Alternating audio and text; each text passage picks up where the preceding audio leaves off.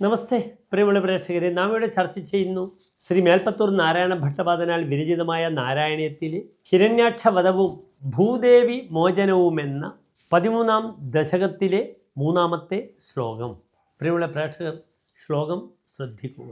അഹോ ആരണ്യോയം മൃഗമിതി ഹസന്തം ബഹുതരൈർദുരുക്തൈർവിദ്യന്ധം ദിദിസുതമവജ്ഞായ ഭഗവൻ മഹീം ദൃഷ്ട്വാ ദ്രംഷ്ടാ ശിരസി ചകിതാം സ്വേന മഹസാ പയോധാവാധായ പ്രസഭം ഉദയുങ്ധാഹ മൃധവിധൗ.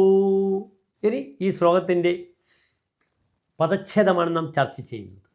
അഹോ ആരണ്യഃ അയം മൃഗഃ ഇതി ഹസന്തം ബഹുതരൈഹി ദുരുക്തൈഹി വിദ്യന്തം ദിദിസുതം അവജ്ഞായ ഭഗവൻ മഹീം ദൃഷ്ട്വാ ദംഷ്ട്രാ ശിരസി ചകിതാം സ്വേന മഹസാ പയോധൗ ആദായ പ്രസഭം ഉദയുങ്ധാഹ മൃധവിധൗ. അടുത്തതായി ഇതിൻ്റെ അന്വയമാണ് നാം ചർച്ച ചെയ്യുന്നത്.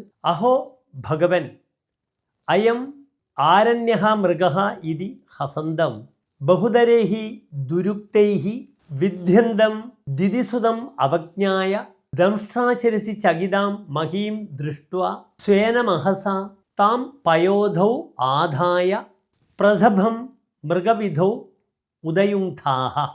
ഇനി ഈ ശ്ലോകത്തിൻ്റെ സാരാംശം നാം ചർച്ച ചെയ്യുന്നു, ശ്രദ്ധിക്കുക.